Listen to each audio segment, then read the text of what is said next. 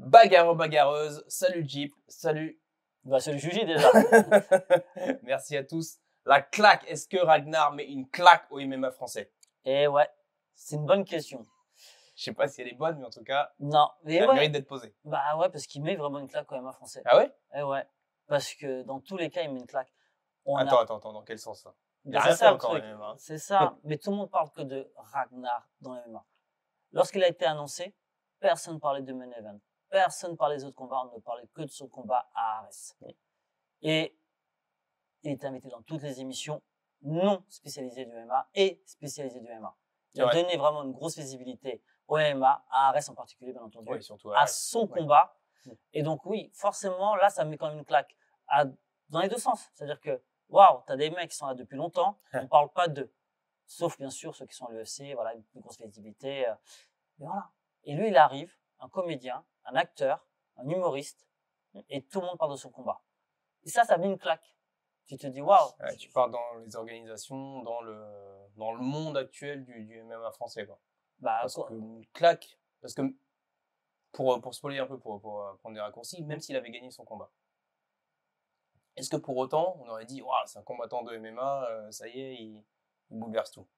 Bah, s'il avait gagné son combat, bah, déjà, franchement, forcément, en tout cas, ceux qui sont contre le fait de voir Ragnar combattre dans ces conditions-là, dans le MMA, bah, franchement, ça légitime déjà plus le combattant. Ce n'est plus simplement un numéro, c'est un combattant. Même que rentrer dans une cage, sincèrement, devant 3500 personnes, humoriste ou pas humoriste, déjà, il faut respecter. Il faut respecter déjà le bonhomme parce que tu prends des risques. Voilà, déjà, tu vas à la guerre. Voilà. Donc, il y a plusieurs degrés dans la claque. Il y a dans ce degré-là, de claque, dans le sens, waouh, c'est mon métier, je vis de ça, je me donne à fond, et finalement, on parle pas de moi, et voilà, quelqu'un qui arrive, et je le vois, forcément, je le perçois mal. Voilà, il y avait cette claque-là. Maintenant, il met aussi une claque dans le sens, il met pas tout le monde d'accord.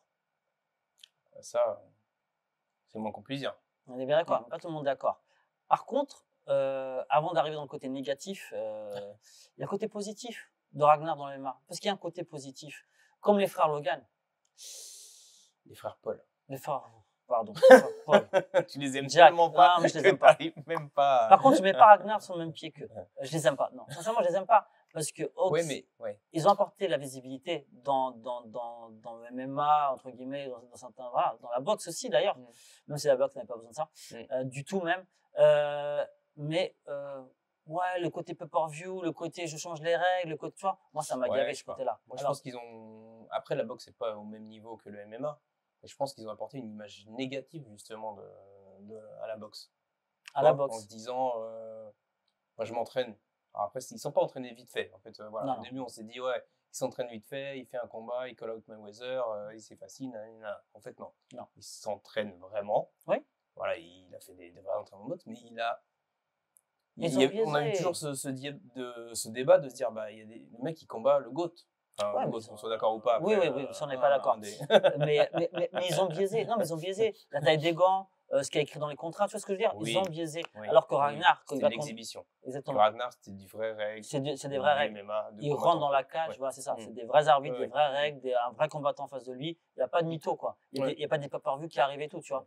Donc voilà. Donc la visibilité qu'il apporte au MMA, en France, c'est positif parce que le MMA en France, malgré que ce soit légalisé, malgré tout ça, il y a encore des gens qui le perçoivent comme de la bagarre. Tu vois, même. Après, il apporte de la visibilité et en même temps, on peut se dire, bah, mec, est-ce qu'il faisait du sport de combat avant? Je pense pas. Je pense que c'est un sportif, voilà, il a une belle carrure, il a le physique et tout. 1m97, plus de 100 kg, c'est sûr que c'est que voilà. Et après, tu vois. Les poids lourds, mais est-ce que tu te dis, est-ce que c'est finalement, c'est facile? Est-ce que simplement le fait de rentrer dans une cage fait de toi un combattant de MMA? Bah, si tu rentres dans une cage et que tu combats en pro, tu es un combattant de MMA. Que tu sois bon ou mauvais. Pour moi, après, tu es un combattant de MMA. Mais il envoie l'image de se dire, bah, finalement, c'est facile. C'est simple. De faire du MMA. De faire du MMA, de combattre en pro. Alors que pas du tout. Et même pas du tout, c'est loin de là. Et c'est très difficile. Surtout qu'en plus, alors maintenant, attends, avant d'arriver à ce truc en plus, on va simplement, voilà, non, mais voilà, parce que quelqu'un qui s'entraîne, ce qui est son cas, pendant 17 semaines, au MMA Factory, qui a mis de côté sa carrière, parce qu'il n'a rien à gagner à MMA. Non, mais d'accord. Voilà. Après, tu me dis 17 semaines comme si c'était un truc de ouf. Non, mais justement. Je suis complètement d'accord avec toi. S'entraîner 17 semaines au MMA Factory, c'est énorme. Mais c'est énorme 17 semaines. Lorsque tu as un passif, lorsque tu as une vraie carrière, lorsque tu as un background de combattant. En effet, faire un camp d'entraînement. Oui, tu fais un camp de 17 semaines. C'est énorme. Sauf que nous, sincèrement, voilà, il ne vient pas du MMA, il ne vient pas d'un sport de combat. Donc, ça, c'est négatif pour le MMA. En effet, ça, c'est le côté négatif. C'est-à-dire que, et en plus, le fait d'avoir fait ce qu'il a fait en Suisse, c'est-à-dire aller combattre, parce que tu ne peux pas combattre en pro sans avoir fait un combat amateur, le fait quand personne n'ait vu les images sortir, que ce soit en plus contre son partenaire d'entraînement, ça décrédibilise complètement encore, tu vois, l'image de ce côté-là. Attends, je reviens par contre ce que tu dis, 17 semaines. On ne dit pas que 17 semaines, c'est rien quand tu as un métier à côté, quand tu as une carrière, quand tu t'entraînes, etc. C'est pas ce qu'on a dit. Non, pas du tout. Voilà, c'est pour dire sur terreau, parce que ça peut être mal interprété. On connaît les réseaux, là, ça va insulter, tout ça. Hein. Voilà, ça sert à insulter les gars, en fait, il y a. Ou insulter. Ouais, on aime bien. On a l'habitude, de toute façon. Non, mais voilà, 17 semaines, c'est énorme. Apparemment, il n'était pas en région parisienne aussi. Non, il a beaucoup de kilomètres. Il a perdu du poids. Il s'est entraîné avec les pros, il a perdu du poids. Mais de toute façon, on lui reconnaît. Et franchement, clairement. On va pas. Voilà, le fait qu'ils sont. Moi, je respecterais Ragnar. Dès qu'il montera dans la cage, il mettra les gants, je le respecte en tant que combattant. En tant qu'homme, je le respecte tout court. Les efforts qu'il fait, franchement, il a tout à perdre. Il a un métier, il gagne très bien sa vie, il a rien à gagner à venir dans le MMA. Il va pas gagner des millions. S'il se prend un KO, un truc, un nez cassé, etc., franchement, il a rien à gagner. Oui, c'est ça. Mais justement, ça aussi va contre son sens en se disant, mais il n'y a rien à gagner, il se fait un kiff ou un défi perso, mais il y en a qui essaient d'en vivre. Tu vois c'est comme si tu as un métier, tu joues pas à faire quelque chose. Tu vois, voilà encore le côté, tu vois. C'est ça qui est compliqué, quoi. Voilà quelque chose encore de négatif. L'avenue de Ragnar, voilà encore. Négatif pour le C'est ça, pour le MMA, voilà. En tout cas, pas pour le MMA, mais pour les combattants, pour l'image des combattants. Pour l'image des combattants. Maintenant, c'est positif dans la médiatisation, c'est positif pour la visibilité, c'est positif de dire que c'est pas un sport de brut. Voilà, ça, c'est du positif. Après, la visibilité, effectivement, pour Arès, je pense que c'était un beau coup de com'. À partir du moment où tu as Ragnar, on parlait que de ce combat-là, dans tous les médias. Oui, en plus, il faut monter Daniel Lanty, lui, dans la cage, juste avant le combat du main event, pour donner encore plus de lumière au truc. Ouais, mais c'est du show. Mais après, c'est du show aussi quand tu regardes l'UFC, c'est du show, c'est dans d'autres organes, tu vois. Il y a aussi du show. Ouais. Mais après, ce qu'on veut voir les gens, ils payent pour quoi? Pour voir le comédien? Pour voir, pour suivre l'évolution d'un combattant qui va faire un ou deux combats pro? Limite, tu mets Ragnar contre un autre combattant à Arès, je pense que là, ça allait une pour ce combat.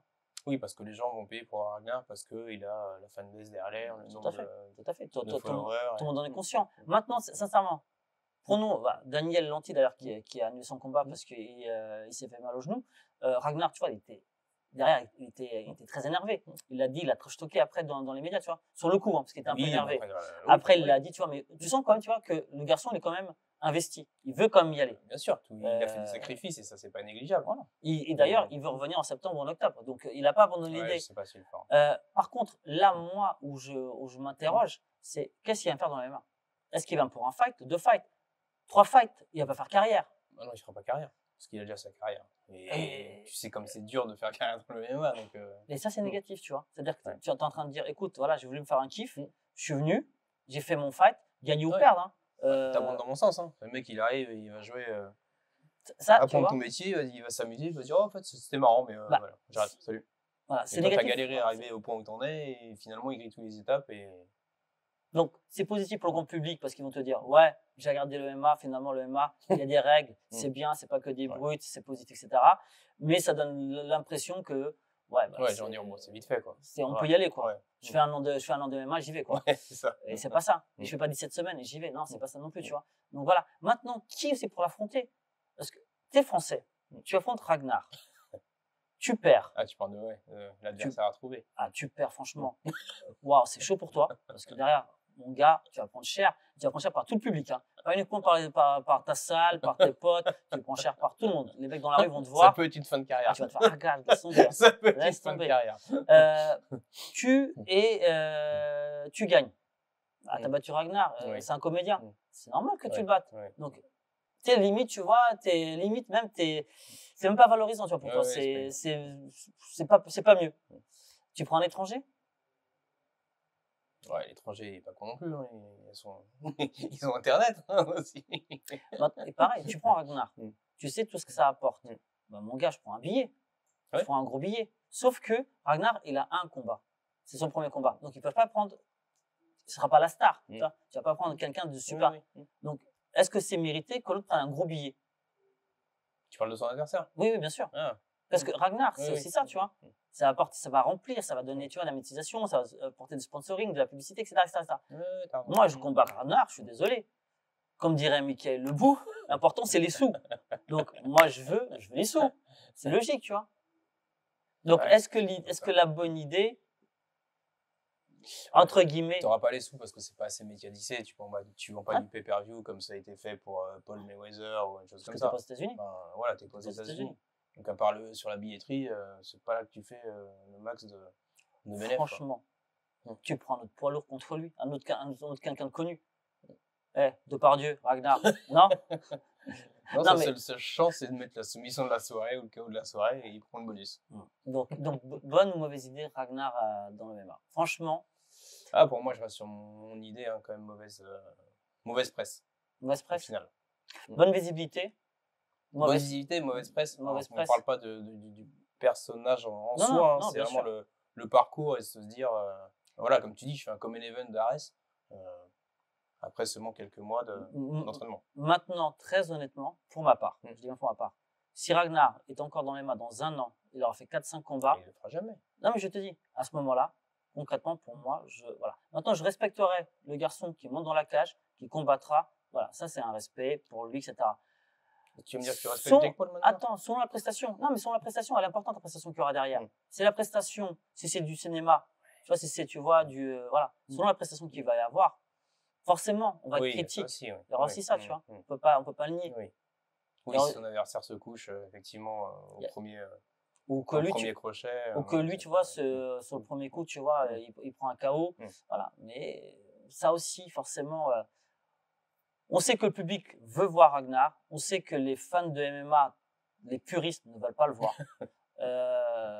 Mais aujourd'hui, il a un contrat avec Ares. Apparemment, ce serait pour septembre ou octobre. Lui veut y aller. Maintenant, on va vous donner 2-3 petites infos qu'on a. C'est pour ça que j'essaie moi de modérer mes propos. C'est qu'on a des retours de combattants avec qui il tourne, des grands noms du MMA Factory. Ils nous disent vraiment que le garçon il prend ça très au sérieux. Oui, il va pas dire qu'il prend ça en dilettante. Non, mais en off. Non, mais t'es en off. On sait tous les trucs qu'ils nous disent en off. Les mecs, quand ils nous disaient en off, ils nous disent aussi des choses, tu vois. Ils nous disent aussi, on l'aurait dit, s'ils l'avaient démonté. Non, mais sérieux, on l'aurait dit aussi, tu vois. On n'a pas dit les noms, on l'aurait dit. Donc, ils disent vraiment que le gars, tu vois, il veut vraiment y aller, qu'il voulait pas combattre en amateur, qu'il veut vraiment faire en pro, qu'il veut vraiment se prouver quelque chose. Mais voilà, le mot était lâché, tu vois. Il veut se prouver quelque chose. Il veut se prouver quelque chose. Mais se prouver à lui, c'est pas, tu vois. Mais bon, après, tous les gens qui vont dans une cage, est-ce qu'ils veulent se prouver quelque chose ou pas, quelque part? Oui aussi. Après, il n'y a personne qui nous a dit que c'était non plus un prodige du MMA. Hein. Non. Donc, il y a du travail derrière à faire. Hein. Donc, et c'est pas en 17 semaines pour moi que tu deviens un combattant pro. Non, moi, je lui souhaite bien du courage, pour le coup, parce que le mec qu'il aura en face, il n'aura pas le choix. Il faudra qu'il le couche, il faudra qu'il le finalise. Il n'aura pas le choix. C'est clair que le mec en face va avoir la dalle. Il n'aura pas le choix. Il va avoir tellement de grosse pression, il n'aura pas le choix. En tout cas, est-ce que ce sera Daniel Lanty? Je sais que Ragnar a dit qu'il faut passer à autre chose. D'accord. Donc voilà. Donc, on le saura très vite. Dites-nous ce que vous en pensez. Ragnar dans le MMA, à Ares, bonne ou mauvaise chose? Dites-nous ce que vous en pensez. La claque. Allez, soutenez, on follow. Et Animus, n'oubliez pas d'aller checker le site, il y a des nouvelles offres qui arrivent. À bientôt à la bagarre.